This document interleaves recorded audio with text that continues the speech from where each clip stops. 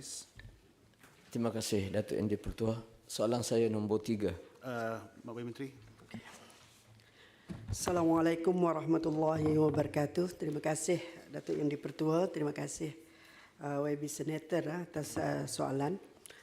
Datuk Yang di-Pertua, untuk makluman ahli yang berhormat, berdasarkan akaun pengurusan tahun 2024, syarikat-syarikat milikan agensi di bawah KKW telah menunjukkan prestasi keuangan yang kukuh. Dianggarkan jumlah keseluruhan keuntungan sebelum cukai yang dicatatkan oleh syarikat-syarikat aktif milikan MARA, Felcra Berhad, RISDA dan Lembaga Kemajuan Wilayah ialah sebanyak RM259.97 juta. Manakala terdapat beberapa buah syarikat yang telah mencatat kerugian dengan nilai sebanyak 47.81 juta. Bagi memastikan syarikat-syarikat milikan agensi KKW kekal dalam pertumbuhan, prestasi keuangan dan operasi yang positif, KKW komited memperkemaskan takbir urus, korporat dan kemampanan syarikat milikan agensi di bawah KKW dengan langkah proaktif melalui penetapan petunjuk prestasi utama dan pemantauan yang berterusan. Untuk makluman yang berhormat juga, senarai KPI yang telah ditetapkan oleh KKW untuk dipatuhi oleh semua syarikat milikan agensi KKW adalah seperti berikut. Yang pertama, mewujudkan pelan anti rasuah organisasi. Yang kedua, mewujudkan unit pengurusan risiko. Yang ketiga, mendokumen dan mengharmonikan limit of authority. Yang keempat, menggalakkan cross-selling di kalangan syarikat milikan agensi. Yang kelima, mempelbagaikan penerokaan perniagaan baru. Yang keenam, mengekalkan nisbah keuangan yang sehat. Dan yang ketujuh, meningkatkan jaringan kolaborasi luar. KKW sentiasa komited untuk memastikan syarikat-syarikat milikan agensinya terus berdaya maju dan optimis bahawa syarikat-syarikat ini akan terus mencatat prestasi keuangan yang kukuh dan mampan dalam tahun-tahun yang akan mendatang. Terima kasih, Tuan-Tuan. Soalan tambahan. Terima kasih, Datuk Yang di-Pertua, dan terima kasih Yang Berhormat Menteri di atas jawapan yang diberikan, dan saya ucapkan tahniah di atas keuntungan yang dijana oleh anak-anak syarikat bawah agensi. Berdasarkan kepada beberapa laporan, terdapat tidak kurang juga anak-anak syarikat yang telah dan terpaksa ditutup akibat kerugian besar yang dialami atau faktor-faktor lain.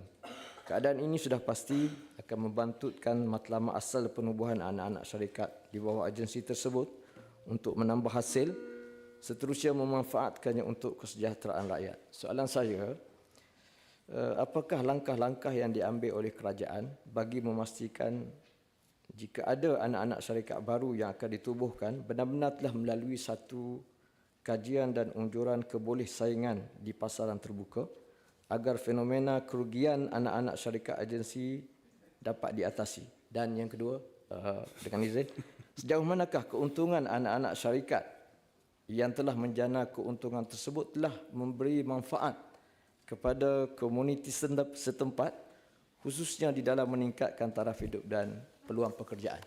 Terima kasih. Terima kasih Datuk Yang di-Pertua. Terima kasih juga atas soalan tambahan.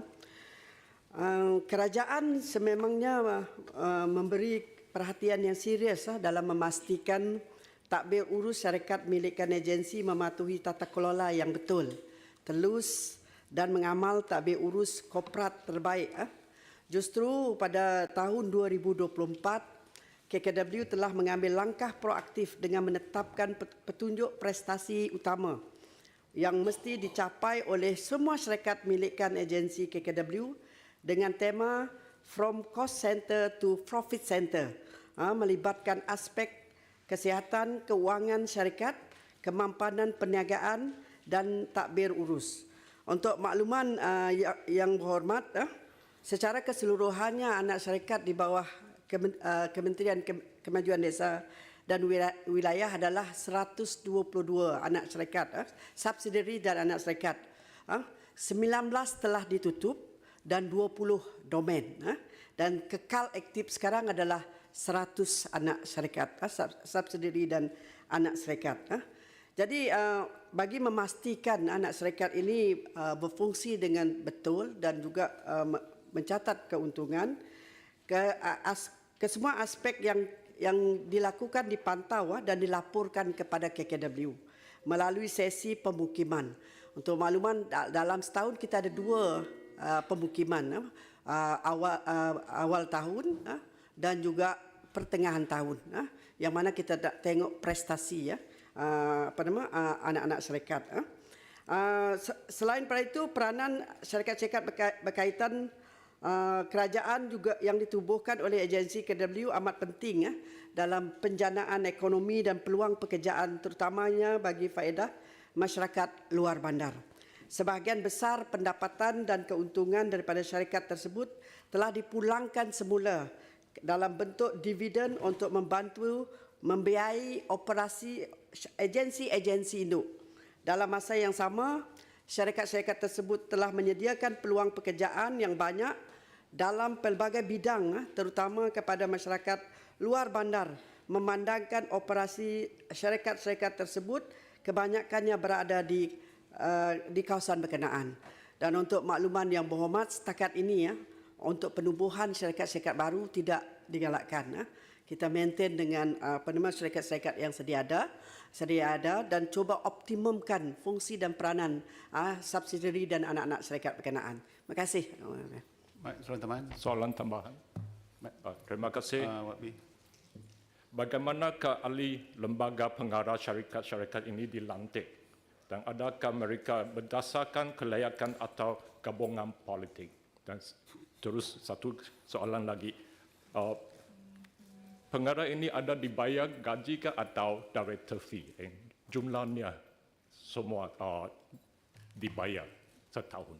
Sebab kita ada 122 syarikat. Kalau satu syarikat ada 5 pengarah, jumlahnya memang ada besar. Kalau nak jawab bertulis pun boleh. Habis. Okay, terima kasih WB Senator atas soalan tambahan. Untuk pelantikan ahli board director untuk anak-anak syarikat ni berdasarkan syarat-syarat ataupun terma-terma yang telah ditetapkan semasa penubuhan yang syarikat berkenaan dan juga anak syarikat, berdasarkan terma yang ditetapkan oleh MOF Kementerian Keuangan, dan basically kelayakan yang dipilih berdasarkan juga kelayakan berdasarkan fungsi dan peranan syarikat-syarikat berkenaan.